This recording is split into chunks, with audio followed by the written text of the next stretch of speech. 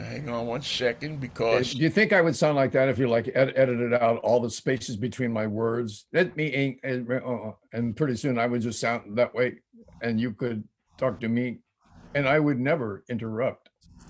the worst thing in the world to watch. I don't know how much YouTube you watch, but the worst thing in the world to watch on YouTube is these AI voices. So Oh, you get oh, the history of I don't know, the history of Gunsmoke, let's say, you have the TV show, and so you turn it on, and all it is somebody's written out a script, a bad and script. a script, and then they've used this artificial voice app, and two things that are bad about them. Number one, they all sound like they're robots, which they are. Which they are. And number two, AI does not pick up the nuances of a lot of pronunciation. Pronunciation. Yeah, so you always get these like strange errors in as they went through the El Cajon Pass. You can pay a fortune for an original Mickey Mantle. Mickey Mantle was a ball player for the New No, York. Mickey Mantley. His name is Mantle. No, it's Mantley. It's Mantley, and it's a question, not a statement. I actually saw it once. Some guy, I forget where I was on remote. Man, I was on remote somewhere. Some guy was all excited. He came to show me that he got a Mickey Mantle autographed ball, Oh God. and he bought it. And he showed me the ball, and it was signed Mickey Mantley. I mean, Oh no. Close enough. Wait till he takes a look at the Ted Klaczewski he bought. oh God, I was like, "You poor dude. How much? Oh, I only paid $150 for it." You can get those for 25 bucks at Feller's Garage. Yeah. Oh, they have boxes of them in there. Boxes. And Boxes of them. with the original little paper wrappings around the American League balls. Well, in case you don't know what you're looking at on your um, uh, Facebook Live, he's Michael Knight, and he is in the beautiful city of Pasadena, California. And that's New York Vinnie. He's in Seattle. We're here every Monday, Wednesday, and Friday at 10:10 Pacific time with what we call news, information, and entertainment. And Sports. Don't forget sports. if you're looking for any of those topics, including sports, please do not ask us what was going on. We'd be more than happy to tell you. Just don't use us as a source. Well, yeah, that's the smartest thing you'll ever do in your life, because we are still at the tender ages of what we are. We still haven't discerned what's truth and what's fiction. But But we we know tell what you we know. that. You see, when certain people tell you that, Mikey, that they don't say to you this is fiction. They just No, tell you, and you believe it. It starts. You go on the internet, you type it in, and next thing you know, they're killing babies in the basement of a pizzeria in Landover, Maryland. I was just hearing this morning that the people who voted for Donald Trump the last time would vote for him again this time. But when the January 9th hearing started, fewer and fewer people said that they would vote for Trump, fewer and fewer Republicans. And here's the reason why. They think that it's bad publicity and he won't get elected, but they still believe him. They still think that the January 9th select committee is lying and inventing these items and making it up out of whole cloth. That Trump is right, that Trump did not lie, that Trump has always told the truth, but they just think that another Republican could beat him right now because of all the bad publicity that came from January 6th.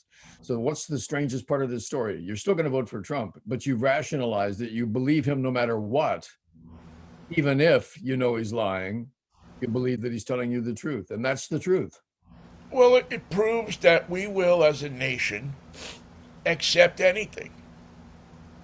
I mean, the standards of what we will accept as a country, as a people, as a society, have buckled to the point of that we would take a philanderer, a liar, somebody who does not have the interest of anybody except himself and his family, Don't forget that he's a charlatan and a turd. and a fascist on top of it. Somebody Yes, who wants to not close the gap between the rich and the poor, but widen the gap and between the rich exploited. and the poor. If it were up to Donald Trump, he would build a wall around those club seats in the baseball stadium. And make Rudy Giuliani pay for it. Right. And he would say that Giuliani will pick up the tab on us. And that is that is the problem. Again, we have an uneducated.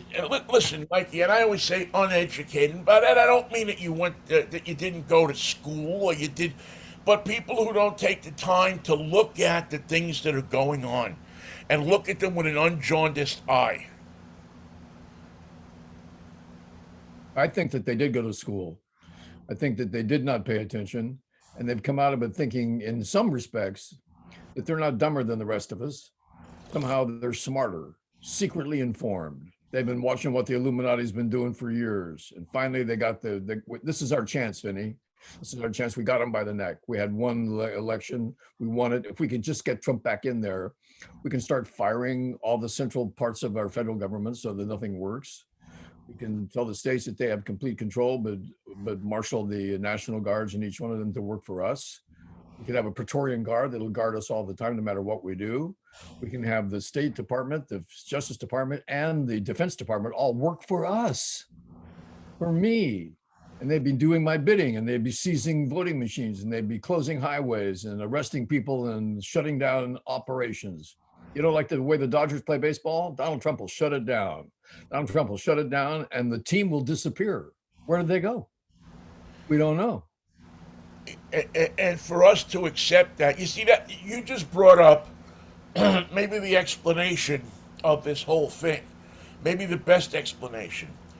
When we were growing up, when our parents and people would look at a political candidate, they would look at what is he doing for the neighborhood, what is he doing for me, what is he doing for the union, what is he doing for the collective, what is he doing for everybody.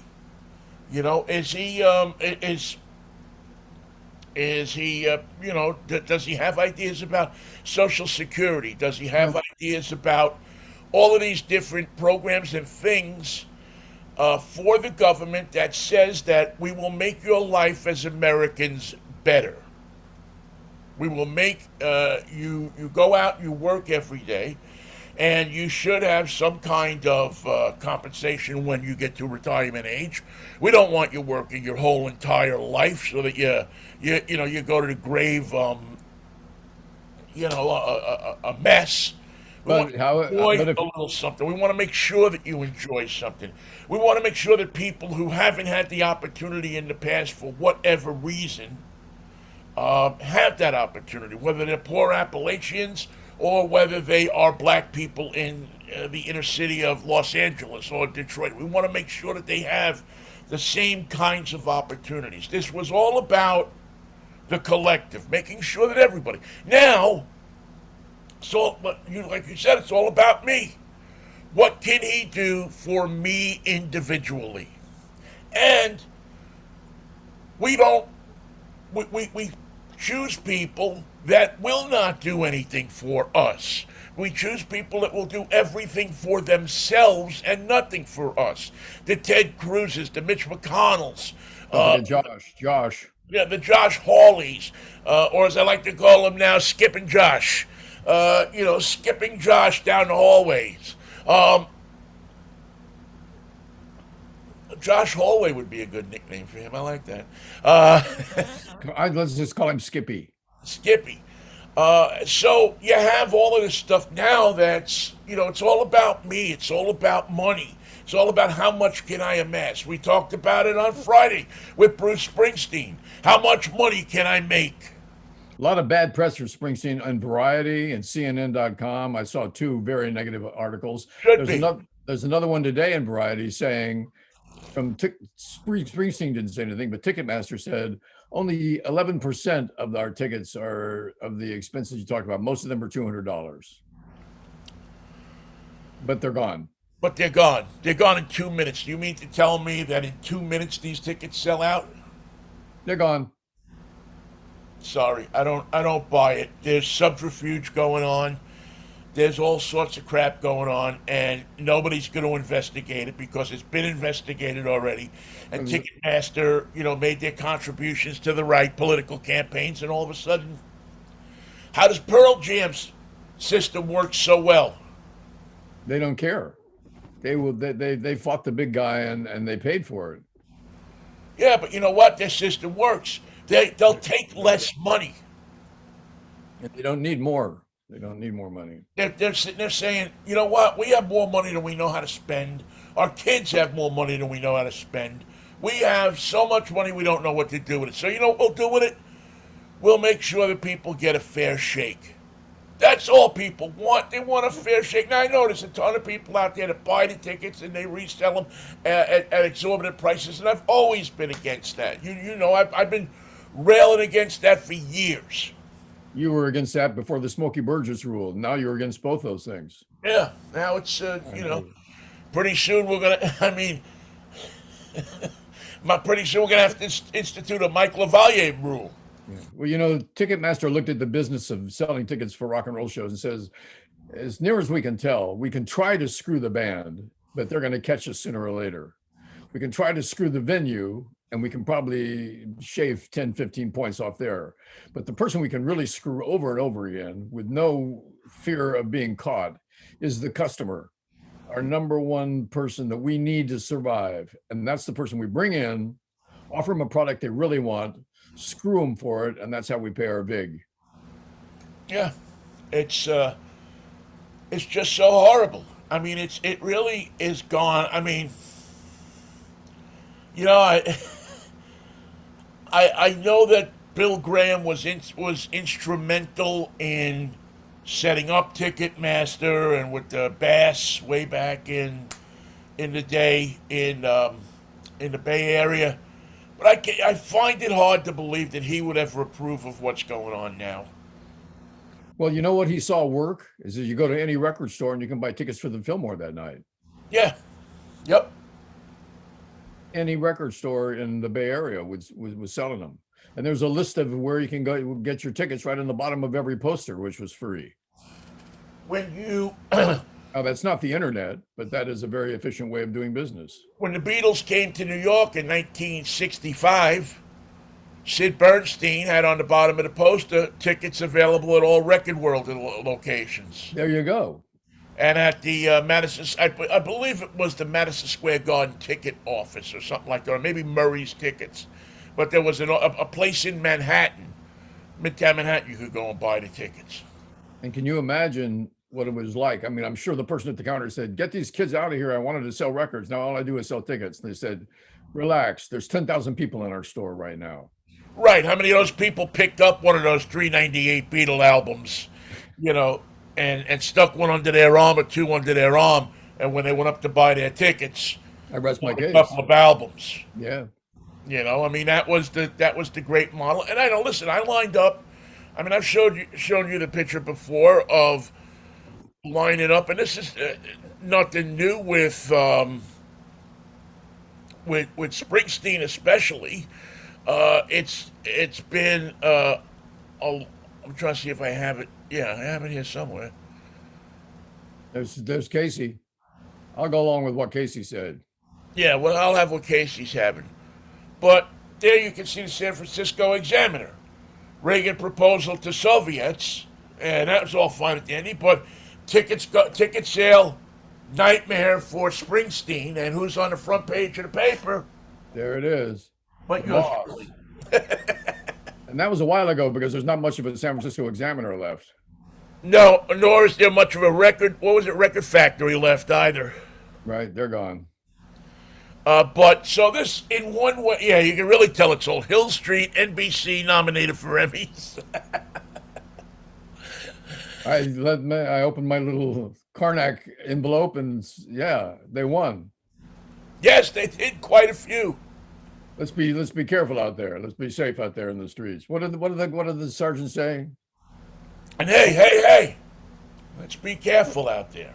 Yeah. Phil Esterhaus, played so wonderfully by Michael Conrad, who had played several police officers in several series up through the late 50s and 60s, and did the last year of that show with, I believe it was stomach cancer, Well, he eating was a away at him. great character actor and always in control.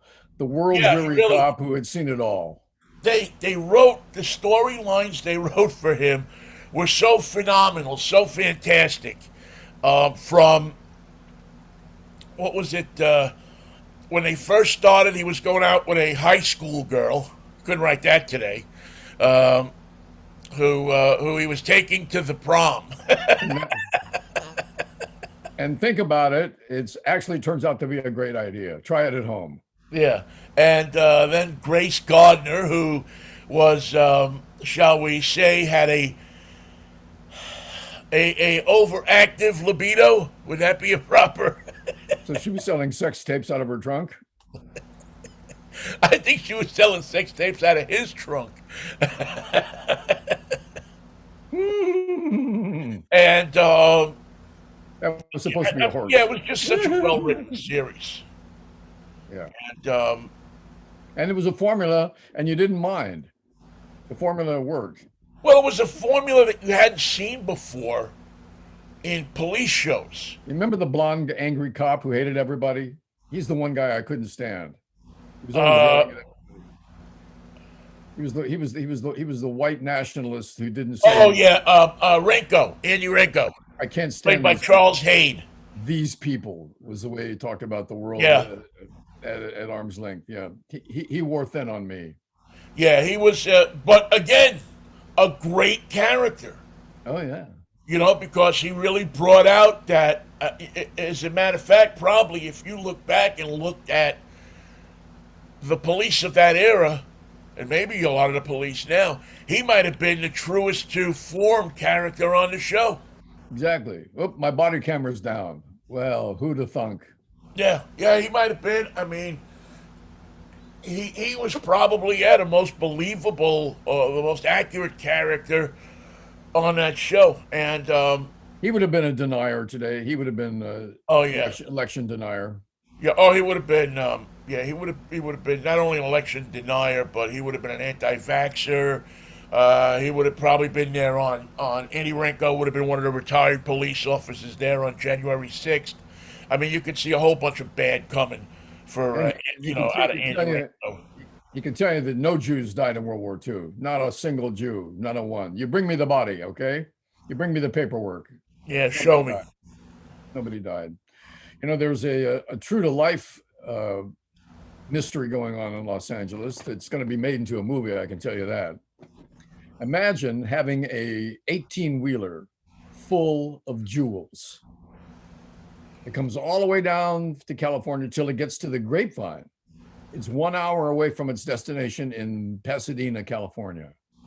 And it pulls over to a rest stop and is left unattended for 30 to 40 minutes by the crew. Well, when they come back, what do you think? You'll just never guess.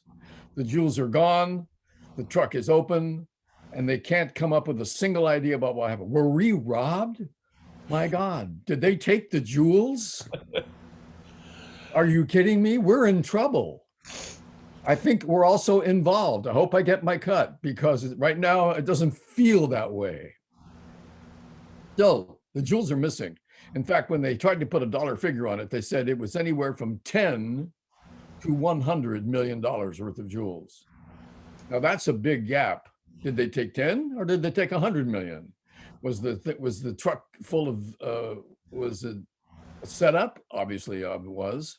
Why would you stop an hour outside of the town if you're driving an 18-wheeler? 18-wheeler guys don't like to stop. They like to go ahead to their destination. Well, yeah, but they do have to stop if they drive a certain amount of time. Like if they drove 8 hours, they have to stop and take a rest. So because they're only allowed to drive a certain. Not that that's an excuse, but usually plan out. Usually with that kind of cargo, you plan out your route so you're stopping. Number one, not in a rest stop, but somewhere that's a safe location. I would think, Right. like a police station parking lot or something like that. You or know a that highway that that, patrol. that black Mercedes has been following us since Sacramento. It's probably nothing. It's just the wind, as they say on television. Another thing they say on television every day is, I don't have any bands. I can't make a call. Only on television does the guy pull out his phone and is unable to connect with the rest of the world. Why? He's in America where there's no bands on television, but only on TV. It's a magical fictional world where nobody's phone works. Get us to believe anything, Michael. Come on. I mean, you'll believe. I mean, you'll believe that Jimmy Walker can tell you what kind of insurance is best for you, or Joe Namath, They or will tell Frank you, Thomas and Doug Flutie can renew your marriage with testosterone. but I which just which believe anything. that's right. Am I going to end up looking like you or like Lou over here, little fella? I don't know. Just text me to 3333333, and we'll send you a little bottle. And So you'll be smiling. I'll try and keep you appraised of that jewelry heist. But right now, it's a mystery. But I just say, just keep talking to the driver. He'll tell you. When did this happen? It happened last week.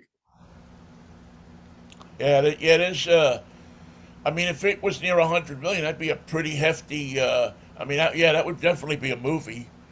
And you might be able to get it out of the country to Mexico before the alert went up. I'm not guaranteeing that. That would be like 2 hours more. From the grapevine, 2.5 hours perhaps. Well, how big? How big would $100 million worth of jewels be? I mean, could you take that box or boxes and put it in a hell? Well, my first question is, why the hell are you putting it in a tractor trailer to take it down to? You have $100 million worth of jewels. Try this. Charter a freaking plane. I'm just saying. Yeah, right. They put $1 million worth of baseball equipment in the plane and charter it so it doesn't get stolen. So why wouldn't you? Who was the idiot that said, "Oh, it's much better to drive through Central California, where anything can happen, a collision, Yeah. the rear doors could open up, and there could be jewels all over the highway." Happens every day. Yeah, I mean, we see armored cars with the doors open up and money flying out, and the cops standing there saying, "Please return the money." Yeah. Yeah, okay. Well, yeah. For every $100 you get back, you get a free fried Yeah, chicken all dinner. these guns that we're not using anymore, you can We'll give you a gun. So jewels for guns, guns for jewels, however you want guns to for swing it. jewels. So right there, it raises my eyebrow.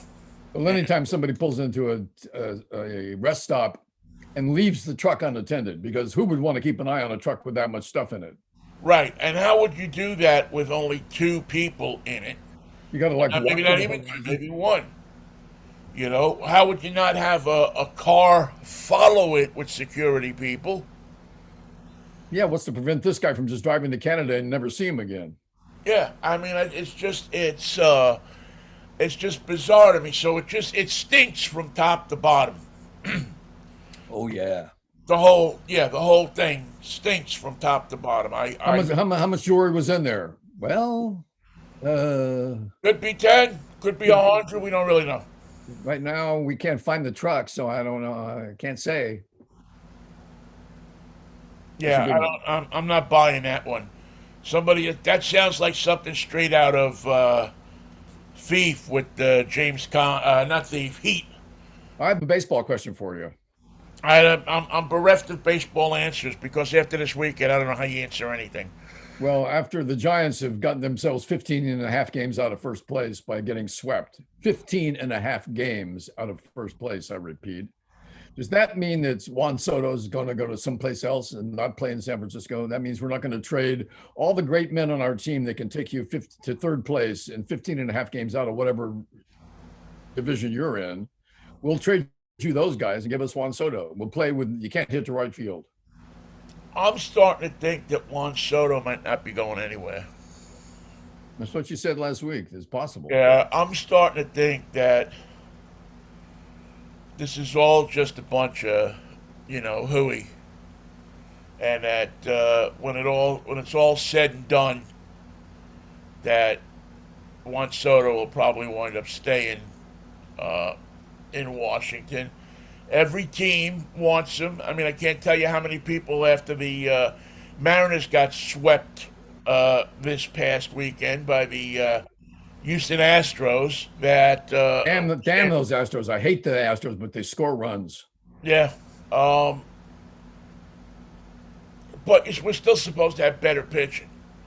And the pitching failed us, I thought, especially yesterday. Robbie Ray, who is the guy who's supposed to put the skids on these kinds of little things, these 2, 3 losses in a row, and then you send Robbie out there and he stops it. Um, didn't quite work out that way. By the time I turned the game on, they were down 5-0. So you have an inconsistency in Robbie right now. Now, listen, in the big scheme of things, it doesn't, it's not death for him. It's not a must win. It was, though, you sure would have liked to win series because playing the first place team, every time you beat them, you're gaining 2 games in the standings on them, not just one. You're moving up fast. Plus, you remember Scott Service said at the All-Star break, well, we sure hate to quit playing right now because we're winning every game, but we do need a rest. Well, obviously you still need something because you came back looking like who, the old Mariners. Yeah. I mean, you hope that. I mean, I know they made it exciting Friday night. I did not see what happened Saturday, and I saw what was happening yesterday, or heard what was happening on the radio. Still, always to me, the best way to consume a baseball game. I mean, I know I love to watch, but boy, there's something about listening. There's something comforting about listening to Rick Riz do the game on the radio. I do. I miss Dave Niehaus a lot. Sure you do. Of I course. really miss Dave, not just on a personal friendship level, but just his, the way he could just move through a game and make it a show. Yes. Very few people, very few people can do that the way he did it, and make it work out right, not make it seem corny, you know. And I miss that. I almost miss Dave. I miss all of those. Because the one great thing about having the satellite radio in the car is you get to listen to all the different local play-by-play guys. Who do you like?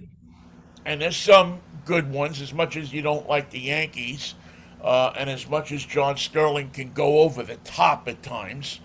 The combination of he and Susan Waldman is a great play-by-play team, great radio team. It is. They both get that it is a show. Yes. I mean, you got to deliver the facts. You got to deliver the plays. You got to tell them what the score is all the time. But it's also a show. You're also entertaining people with it. And both Susan and John get that. Especially Susan, she's a Broadway performer. So she knows, I mean, she's from that show business background. So that's good. And then, so the Mariners didn't have a good weekend. The Giants didn't have a good weekend. I don't think the Mets had a great weekend either, to be honest with you, except for Michael. The 1969 Mets got one more victory yesterday. Number 14. Number 14 was inducted to the Hall of Fame, long overdue, just on winning the World Series with the 69 Mets alone. Should have got him into the Baseball Hall of Fame. The Super Hall of Fame. The bigger, better Hall of Fame. But, for whatever reason, Gil Hodges was, maybe because he was so quiet, maybe because, for whatever reason, Hodges never could get it. I mean, he always fell just a little bit short. And, I mean, he was a guy who was a great player, a great manager, and also a great human being. Spread the gospel of baseball out to so many people, and it was really nice to to see him go in, to see his family there, to see something that so many of us had been advocating for so long, Yeah. to get him into the Baseball Hall of Fame. I don't feel any problems there at all. I think he's richly deserved that position. Yeah, yeah, I think so. And also going in Minnie Minoso and the one thing I did want to mention because they don't mention it too much was the Tim Kirkchin Yes. got put in as one of the media people that get inducted for the broadcasters the Frick Award. I forget what the writers award is, but he received that. He was inducted, went up on stage, got to give a speech, and Kirkchin is nothing but a good guy. No, he's a baseball man. He's a Yeah, he's a baseball guy. baseball guy.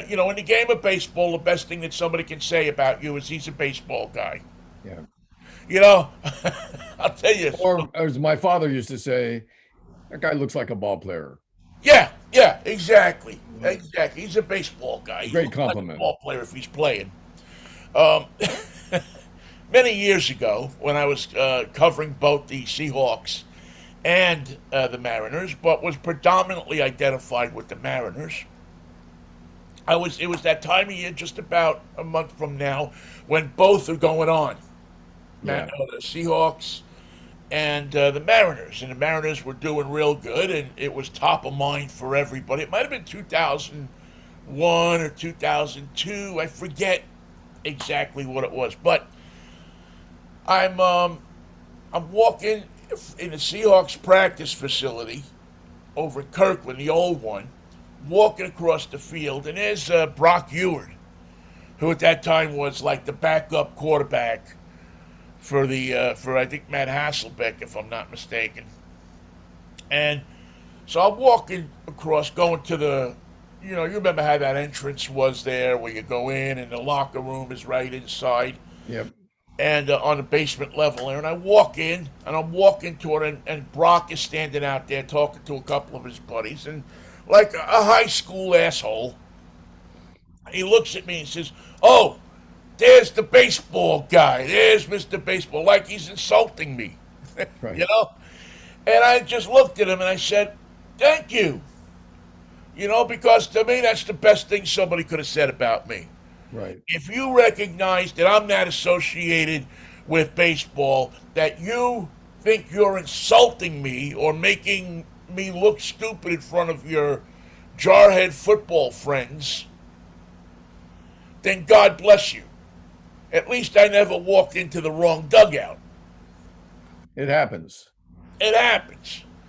I never. I did walk into the wrong bathroom once at KRQR. That happens too. Yeah, those bathrooms where if you got turned around a little bit, or you were trying to make time with the receptionist at the time, stuff like that happened.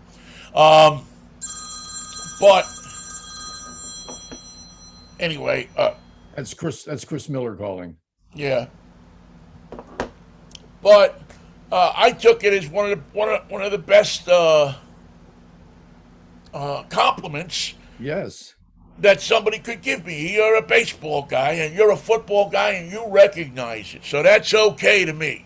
I'm pleased that that you recognize that.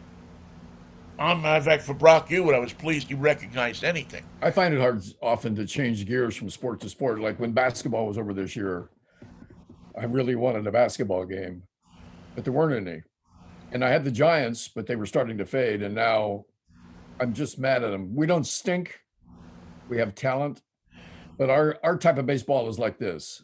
You guys have 5 runs. If you can give us a minute, we can scrape together 2, maybe 3, but we can't beat you. You still want to play? Yeah, we'll play. We'll be glad to play you Giants. What about tomorrow? Tomorrow about the same. Tomorrow, I think, yeah. Tomorrow we can maybe get 2 runs. Let me ask you a question, Michael. Which is why we do this every week, I'm sure. Answer all the big questions. What the heck was I going to say? About Do do you find yourself not losing, but being less enthusiastic about the game of baseball the way it is now, with the emphasis on hitting home runs and the When we lack get to of, that, the most revealing part of it is I really hate that starting a man at second base in the ninth inning or 10th inning. That's a ridiculous rule. yeah. I don't know what it's supposed to accomplish, but it belittles the sport. It belittles any sport. It belittles handball just with that rule. All sports are affected by it. And then the rest of your question is the DH in the National League has not affected the Giants. You know, our DH yesterday was our second string catcher who's hitting 220. Why we don't have anybody who's a traditional DH man. We don't have a slugger that comes off the bench to do the work of the team. And nobody's going to trade us for him. No one's going to give us, because that's what we're short of. Pitching and power was our game, and picking up players from all around the league. Well, we're picking up pitchers. We got one from the Pirates the other day, but they don't turn them around and bring them to the bigs and have them take a roster spot. When you acquire players like that from another team, if you don't intend to bring them up, I don't care what you think their future in AAA might be. Why did we go to the trouble to get this pitcher? Bring him in and give him work. Find out if he can play. Yeah, there just seems to be. We got our hands tied. I mean, they had to know. National League teams had to know that the DH was coming. I just don't. I don't get it. You know, I don't get why. I mean, I don't get why they put the. Let me take it back. I get why they put the DH in the National League. I think it's horrible. I think it's. I don't like it. I like traditional baseball. And it's not paying off in terms of numbers. It's not. I haven't looked at the numbers to know, but I yeah, I would say that yeah, it's really it's really shitty. Yeah, we got a DH. He's hitting 220. He'd be batting ninth today. That's my kind of DH. Yeah, I mean, the DH was instituted for American League teams mainly so sluggers like Mickey Mantle Yep. would have a couple of more years. Would have a couple of more, an opportunity to play the game a little longer, to be around. And originally, when you looked at the DHs, that's what they were. They were stars that either couldn't, for whatever reason, play a field position very well, or was an aging star that still had some pop in his bat.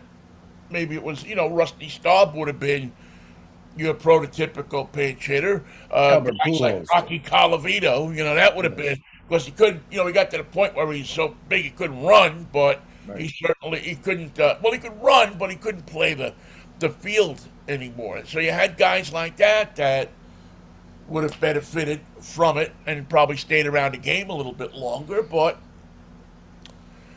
I find myself at times kind of getting bored with it. And I don't know if that's just me and the world situation or what. And I love it as much as I ever did. I love the Mets and the Mariners. Crap, I sleep in a Mets blanket every night, which is one of the great things you can do when you're single, Michael. And by the way, the Mets are trying to make you a happy man. The Mets are trying. They're vitally involved in the season, which my Giants are not. Well, the guy you got to watch, the guy who I think is going to be entertaining for the rest of the season, was a guy that the Mets acquired over the weekend from the Pittsburgh Pirates. His name is Daniel Vogelbach. I heard about that. And he used to be a Mariner, and he was with the Blue Jays and the Brewers. And he now winds up as a Met, and you got to see this guy, Mikey. What's he do? Remember Matt Stairs? Yeah. The A. He looks like a beer league softball player. He's just a big, lumbering, large, bigger than life presence. And he's a pitcher? No. He's a infielder, I think. First base. Yeah, I think he's a first baseman, and he's just this huge. I'm sure he drives a diesel pickup truck with dual pipes that come out right behind the cab and go up. He's 270 pounds of and 6 feet of and they got him to be a DH and a first baseman. And he boy oh boy man, he loved getting traded from the Pirates, as many players do, unfortunately. It's hard to find a bunch of players who say I hated being traded from the Pirates, but the reality is, you go from the Pirates to New York, it's an upgrade, no matter how you look at it. And I'll tell you what, he ran from first to home yesterday, and it was such a show. It was such a thing of beauty to watch that Golf Digest had it as their lead story. Well, so when he gets going, though, I bet you don't want to be in the way. You want to get out of the way, man. You just do not want to be any place near. Did he have to slide it home? I bet he did. I don't know that he did. He broke up. His first hit broke up a no hitter. Good boy. So right there, he paid off for the Mets. The fans now love him. He will be the panda bear. He will be the guy. They already have the polar bear. So now they're going to have the panda bear. The Vogel I don't know, Big Vo, or whatever they're gonna call him in New York. But he is the kind of guy that will that will take on New York and just love it. I mean, he will love it. He won't get a meal. He won't have to pay for a meal in an Italian restaurant in New York for the rest of the year. He's just, and he looks like, and I don't know him well, but he looks like the kind of guy that's just, again, a beer league softball player kind of guy. Matt Stairs is the one that comes to mind for me. Rusty in his later career, although this guy is much bigger than Rusty. Bucky, who was the guy that was here about 12 years ago? Bucky something. Big lumbering guy, could hit the ball a ton if he got a hold of it. Yeah. And take, I don't know, 45, 50 seconds to run around. So is Vogelbach a home run hitter? I don't think a big time home run hitter. I don't know how many he has in his career. Probably less than 100. I would say. He was an all-star with the Mariners, I believe, in 2019. But he's a lefty hitter, which everybody loves. Yes. And a big guy, and he has an enormous strike zone. And he's a character.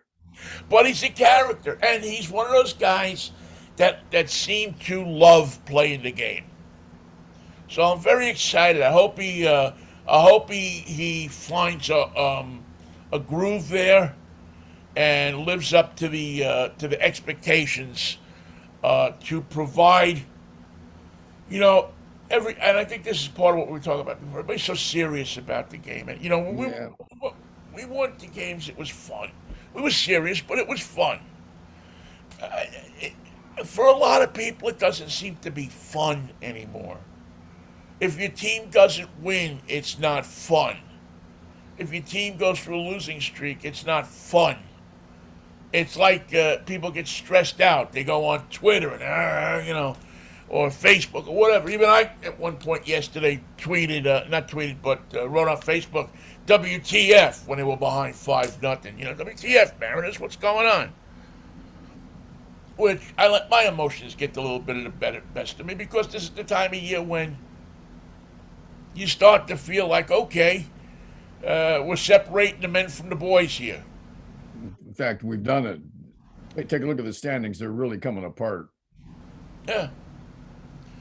Yeah, this is the time of year when, I mean, I don't know, I'll give it another 3 weeks or so, but by mid-August, Dog days. the dog days, everybody is, it's kind of what they are, right? Plus, they're hot, they're injured, they're tired, and they got a limp, and they got to play every day. And they're waiting for them kids to come up from the minors to give them a boost Get up here. on September 1st, and figuring out if there's anybody good enough to maybe finagle away onto the roster for the postseason. That little bit of finagling always happens. Giants have a problem in the two Brandons, Brandon Belt at first base, Brandon Crawford at shortstop, have been hurt 3 different times this year. Strains, pains, pulled muscles, nothing major, but just keeping them out of the lineup. And we have no catcher because Joey Bart is not panning out. He's better than he was. They sent him to AAA, but if you have to replace first, short, and catcher in 1 year, look at what that challenge is for the Giants. They have to imagine that they will start next year's season with a new shortstop, a new first baseman, and a new catcher. And these are guys they do not have. Although, what happened to that guy Ford from the Yankees that you had at first base? We had him for a week. We DFA'd him, and he ended up back with the Mariners. Well, you don't need him now. You can use this other guy that you just picked up. So let us have that first baseman. Yeah, I don't know what is he still with the Mariners? Couldn't say. What was He went Paul Mariners, Ford? Giants, No, it wasn't Mariners. Paul Ford. Eulalie, my wife, Eulalie F. Gibbons. Paul Ford. Wow, what was that?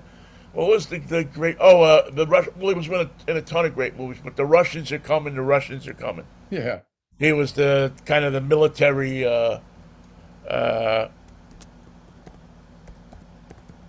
Let's see where. And Mike the great folk singer Leo Bickel played the Russian captain of the submarine.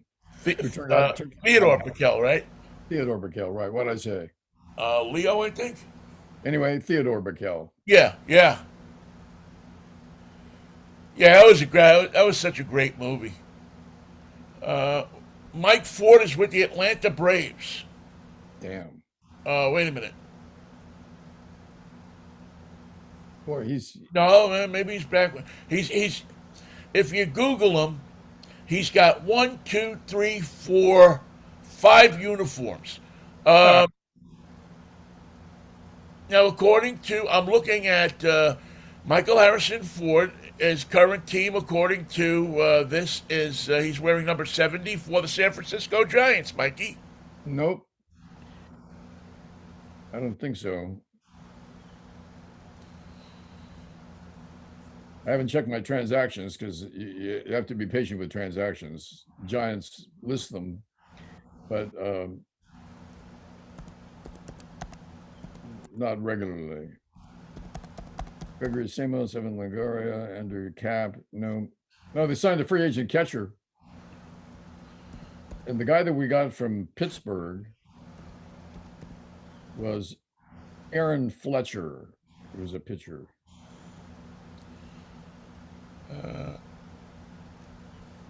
Aaron Fletcher, left-handed pitcher from the Pirates.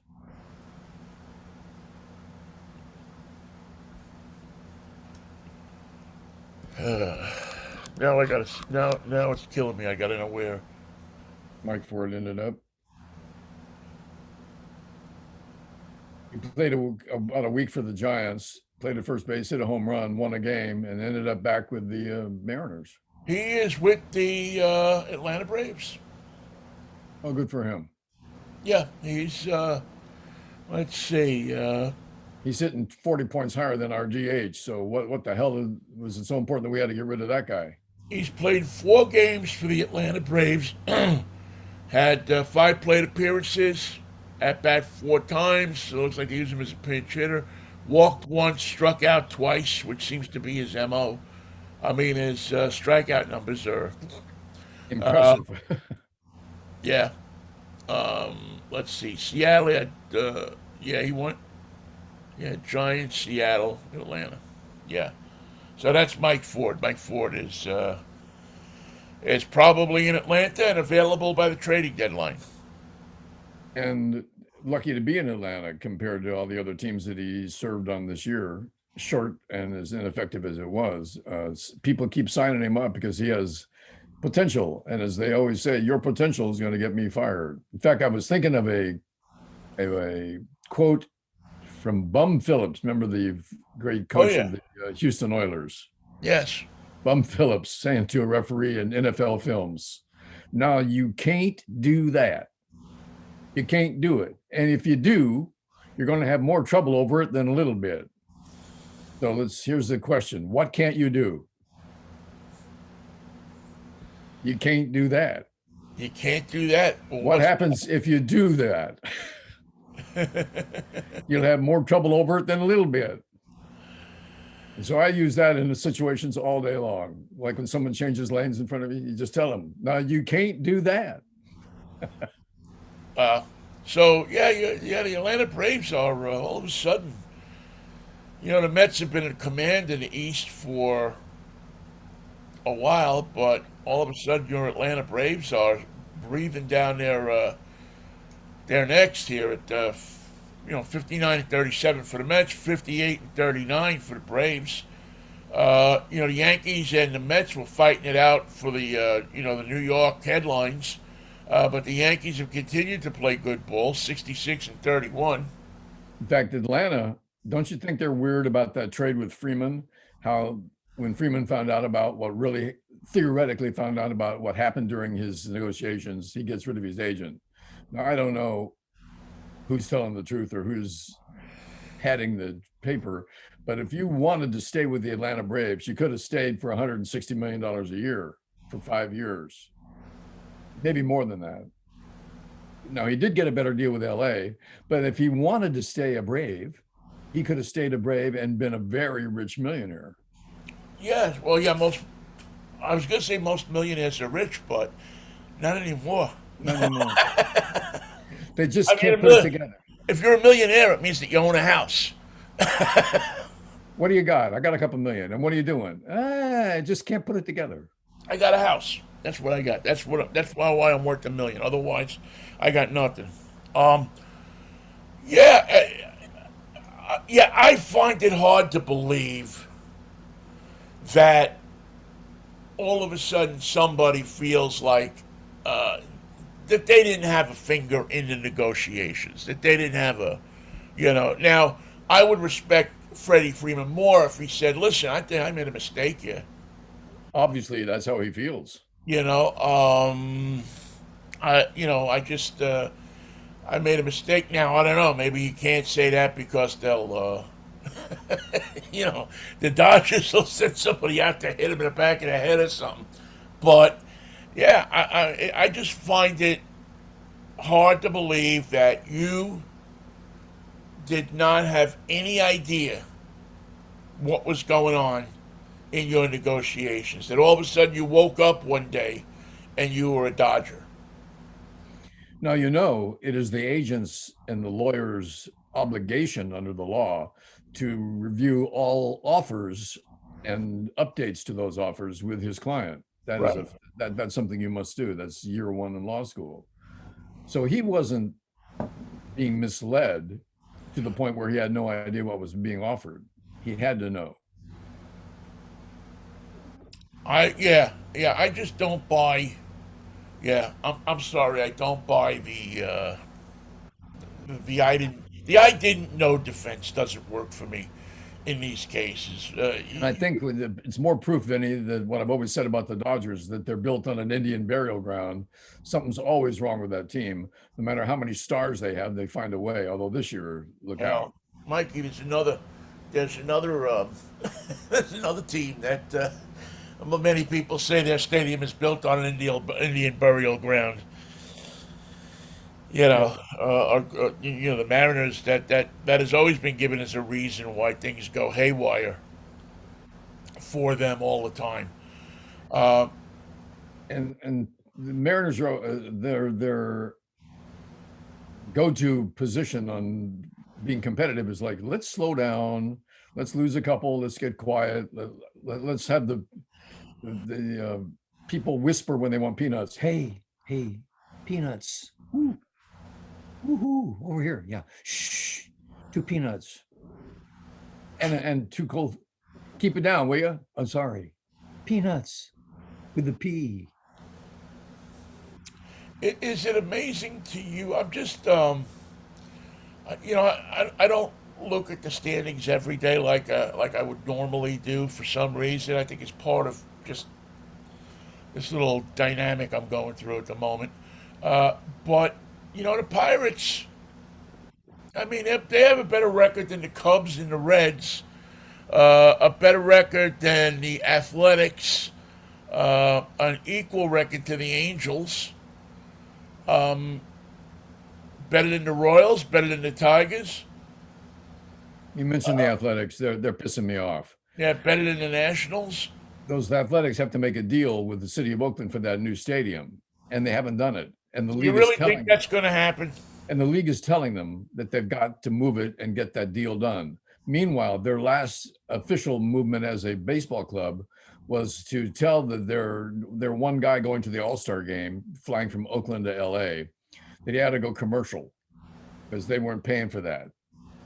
And so the Houston Astro team plane stopped by in Oakland and picked him up and took him to the game in LA because his team, the Oakland A's, were too cheap to send their all-star down to LA. Too cheap to do it. Now, what do you think? Well, actually, though, I mean, I remember when, I remember when players did fly commercial. Oh, yes. First class, but they flew commercial to the All Star game. I mean, in the '80s, I was involved a lot with the All Star game. Got to see the players up close when they got in on Sunday night, usually, or early Monday morning, and they all came in on commercial flights, unless you were talking about. I think the Yankees chartered for their players. I think Steinbrenner chartered a plane, depending on where they were, for their players. But nobody.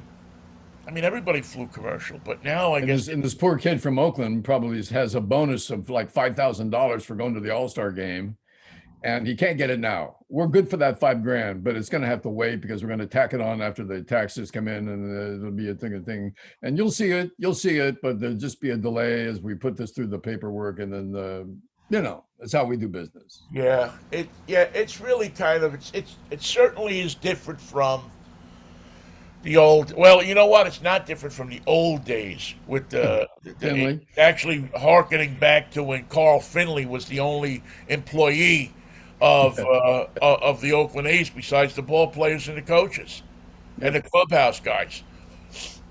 And he was glad to call the game as he saw it. Believe me.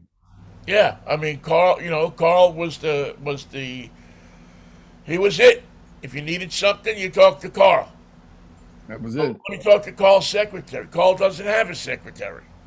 Carl picked. You would call the A's office, and Carl would pick up the phone.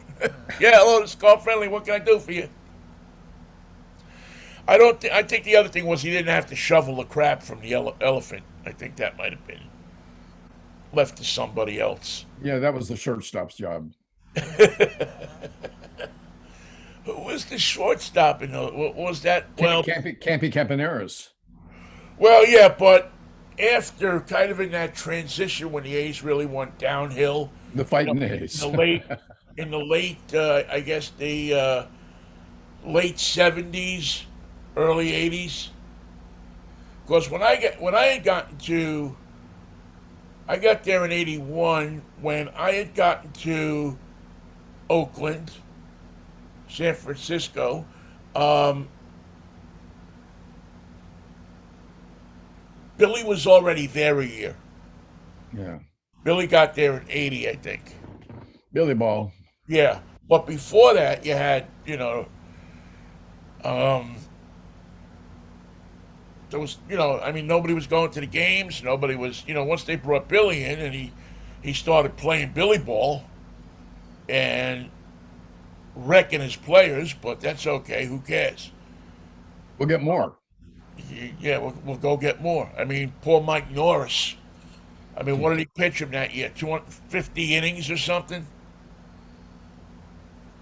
I mean, it was crazy. The guy's arm practically fell off.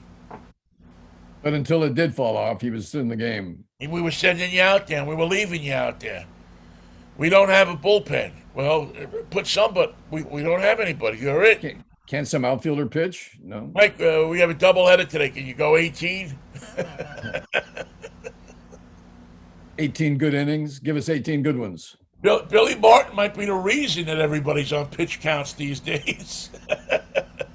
Him and who was his drinking buddy there? Art Fowler. Well, between the two of them, they kept losing count. Where the hell are we here, Art? Is that 30 pitches or 40? Make it 20. We're good. Start all over. I don't think Billy and Art ever counted a pitcher's pitches. I would tell you that stat didn't appear in the box score those days. You never seen a pitch count in the box score in those days. No. That's just a recent. I mean, I don't know. That's only 20 years or something, and maybe not even that. And a complete game was nothing to even mention. He went 9. Well, that's what he was supposed to do. Yeah, guys are supposed to go out there and pitch. Nobody had specialists. Very few teams had specialists. Relievers or something like that. I mean, you had. I mean, that really didn't start. Well, I guess in the mid '70s. Who's your setup man? Setup man. We got Art Fowler. Is that what you mean? No. I was thinking Art's maybe in the clubhouse setting them up for Billy right now. I said more ice. No, you can't have the ice, man. There's little transmitters in it. Chinese transmitters, yeah. Oh, Mikey, the world, it was, yesterday was one of those days, man, where you just needed to get away. Thank God we had a beautiful day, and hopefully we'll have more of that today. They say it's going to get up to 90 degrees here this weekend. You know what happens here when it hits 90? People lose their composure. Their composure, their virginity. I mean, all sorts of stuff happens. The seafair pirates start running wild downtown and taking prisoners. Yeah, the seafair pirates are. I don't sense that seafair is back up to speed yet. I know that. I hope that they, get things cranked up, but it just doesn't feel like everybody's not jumping up and down for seafair here. I don't even know when the hydros are. I got to look to see what weekend the hydros come in. I think they're in Tri-Cities this coming weekend. But that's it's not like it used. Is that unlimited at Tri-Cities? Yeah. Yeah, you go out there and drink all the beer you want in Tri-Cities. Actually, I was out there 2019. I did the television I remember that. for the H1s, and That was the year that the monkeypox boat won, right? yes, The entry from Slovakia. It's monkeypox. Slovakia, yes. Actually, they didn't win, but we just told people they won, and it was it was fun to do. It was fun to. What I really enjoyed about it is people who hadn't seen me for 10 years remembered us from the Hydros, Kevin Calabro up in the Crane, and all of that stuff that we used to have. They they it was like you never left. It still was a touch of old Seattle. Yep. That was the really cool thing about it. On a It was cold, rainy, just it's either going to be hot and you're wearing shorts, or it's going to be cold and rainy. You got right, two choices. right. You're gonna right. It was just that touch of how Seattle used to be, where everybody knew everybody. And I remember, Chip Hanauer came over and said hello, and we were talking to him for a couple of minutes, and Dave Vilwalk and a bunch of the drivers, and mechanics and just the people. It's just a groovy. It's a shrinking, but a groovy set of people. And there was a guy who sold T-shirts with the old boats on it. I remember buying one called the Hawaii Kai for Kailani. Oh yeah, yeah. The Hawaii Kai, man, that was a cool shirt.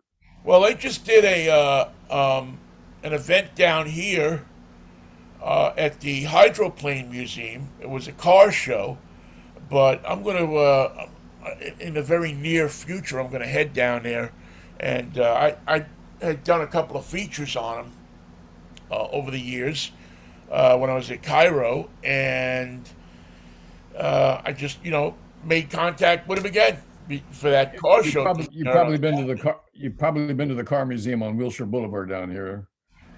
If you haven't, they're having a Andy Warhol arts exhibit. I saw that. Yes. Yeah, Yeah. The Peterson is. Yeah. I have not been to the new Peterson, it's a thing.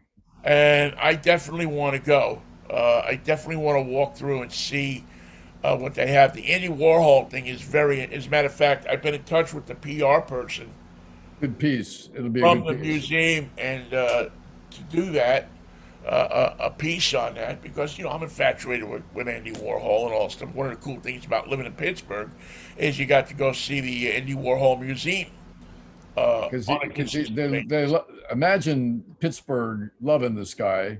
They do, and with good reason. But he's so un-Pittsburgh like in all of his outward appearances and his life and his career and his language and his loves and dislikes. You wouldn't see him probably eating a sandwich with French fries on it, but maybe you would. But you see, that's the strange thing about the Berg is what if you come from the Berg and success and are successful, and you bring joy and pride to the people in Pittsburgh, they will own you. They have no problem saying that's our boy, That's our man. that's our guy. Mark Cuban, uh, you, you know, the great hockey announcer Doc Emmerich. I mean, who actually is funny. Doc isn't from Pittsburgh. He's from Detroit, but for some reason, he grew up in Indiana and became a Pittsburgh Pirates fan As a kid? as a kid. Wow. So, where most people in his area became Cubs fans or White Sox fans, he became a Pirates fan. And so when he would come to Pittsburgh, he would always be. Matter of fact, if you go back and you listen to his games that he did as national games, he always works a Pittsburgh Pirates reference into them. And Excellent. so Pittsburgh kind of claims Doc as one of theirs, even though Well, he's not really. Pittsburgh's had so many great announcers. Myron Cope with the Steelers, the ex pitcher that called the game, Bob Prince. Yeah, Bob Prince. You had, of course, even now, Bob Walk, Yes. who calls the games now. I'm trying to think of there's another guy that was doing the games, uh, uh, John Wayner, who is again from Pittsburgh. Your prototypical big Pittsburgh guy. He's got just a little bit of the accent, and he's a great analyst. A good guy too, but a great analyst. I think he hit. I forget if he hit the last home run in Three Rivers or the first home run in PNC Park. I forget which one it was, but again, a great guy. One thing about Pittsburgh, man, the people are down to earth. It is, that they're definitely parochial. There's definitely a hometownism, but again, we saw it last week. They changed the name of the stadium from Heinz Field to, I don't know, Active Shore Stadium or something like that. And I mean, people were up in arms. The lead story on the news Not was having it. taking down the ketchup bottles that they Wow. had up in the stadium. I mean, people were beside themselves that a local company would not have the naming rights to the stadium, and that people are always going to call it Heinz Field, no matter what. Now, the Heinz factories are right in town. Well, they're originally Heinz is originally from, and there are still a lot of offices for Heinz in town. I mean, all the Heinz empire emanated out of Pittsburgh. I mean, they're owned by I think Kraft Foods now or something like that. Mhm. So they're probably out of Minnesota or something like that for the most part. I think there's still some um, corporate offices in Pittsburgh, but for the most part, you know they're they're they're gone out of there. But they recognized that they had a civic duty to the city, and they laid them on. One of the museums is named the Heinz History Center, and there's lots of other. How come that little hand came up in the corner? Do you see it? You see the little hand like this? Oh, it stopped. Now wait, will it go again? That one. No, no, it was up in the corner, right over the word Reagan. A little hand, just like this, an emoji Oh, came I up, see it. and I don't know why that happened. Yeah, I don't know. Maybe it was telling us something. Oh, it was this. Yeah, the studio. Let's go. All right, man. Well, that's probably is a sign that we should get going and get things moving and grooving here. That wraps up a morose Monday. We'll have a wacky Wednesday in just a couple days. Yeah, we'll have. We need. We missed yesterday. Not yesterday. We missed last week 2 shows. Probably because of my ineptness more than anything else. No, I don't think But so. we'll have a full slate of shows this week, and no hearings, but still a lot of political action to come. There'll be fallouts, suicides, people escaping to Bimini, small craft warnings as Republicans try to leave the shores of Miami for safety somewhere else, the Yeah, Virgin heat Islands. warnings. Heat, lots of heat warnings. It's getting hot for some people. Oh, it's getting very warm. Before we go, before we wrap it up, I don't know if you heard the court decision this morning that the DA in Atlanta couldn't question or investigate one of the main people in the Trump deal How come? because she contributed to his opponents. He's running for lieutenant governor, and she contributed to his opponent's campaign and even held a fundraiser for him, Oh dear. which politicians tend to do. They hold fundraisers for each other. Well, that puts the ball in Merrick Garland's corner. He's going to have to take over the investigation. Well, they said that she didn't have to give up the investigation, but she had to give up investigating him. So I guess at some point, what's going to happen is the another district attorney from Georgia somewhere will take over that part of the investigation, Good. so that they'll keep the invest. They didn't squash the investigation, or they didn't quash, I should say, the investigation. That's such a good word. It's only used in legal terms. You quash a motion. You don't squash it. You don't mush it. You quash it.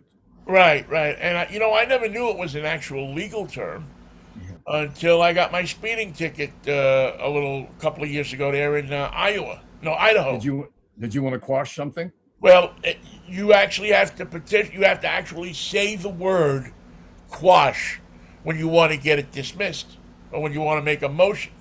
Yes, you do. You make a, Your Honor, I make a motion to quash summons number. Bup, bup, bup, bup, bup, bup, bup.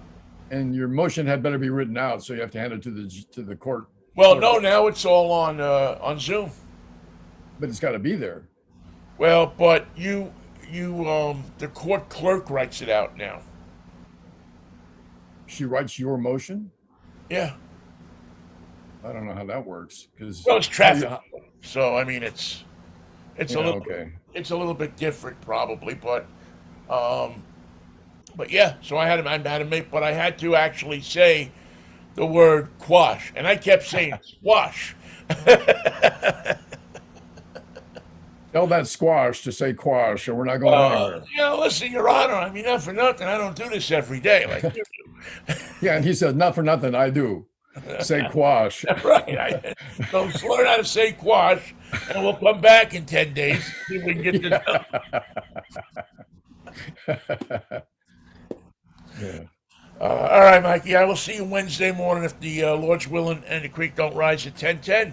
No rising creeks around here, baby. No rising creeks. See you, Vinnie. All right, Mikey. Take care of yourself. Peace, love, and Manischewitz to everybody. What a wine. All right. There goes Michael Knight. I'm New York Vinnie. See you later.